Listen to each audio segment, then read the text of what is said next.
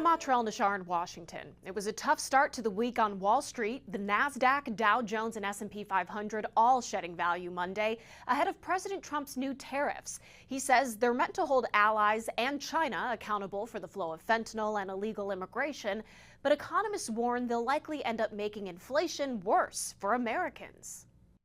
Between calls with world leaders about tariffs that could devastate economies, President Trump asking reporters a loaded question. How is the market doing?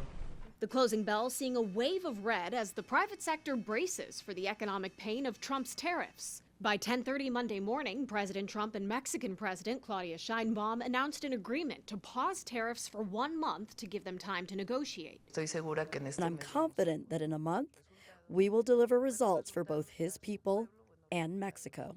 Mexico also agrees to send 10,000 troops to the U.S.-Mexico border to target the flow of fentanyl and undocumented migrants. They're going to keep them out, seriously out, and otherwise they're going to have a big penalty. In return, the U.S. agreed to help curb the flow of weapons into Mexico. After 2 phone calls, President Trump and Canadian Prime Minister Justin Trudeau also agreeing on a 30-day pause. Canada agreeing to a series of border safety measures. President Trump writes, "As president, it is my responsibility to ensure the safety of all Americans, and I am doing just that."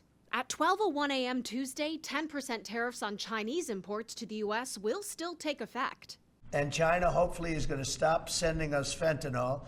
And if they're not, the tariffs are going to go substantially higher. China promised to bring a legal case against the U.S. to the World Trade Organization and take other corresponding countermeasures. Global markets caught up in the tension. The one market that's gone up is oil prices. They're up enough that they're going to make it cost you an extra 80 cents to fill the tank of your car. And again, that could go higher. Economists and most politicians are in rare agreement about what inevitably happens to the country that imposes tariffs. It will drive the cost of everything up. In other words, it'll be paid for by American consumers. I mean, why would you want to get in a fight with your allies over this? The White House pushing back on predictions Americans will see prices go up, pointing to tariffs and low inflation during the first Trump administration.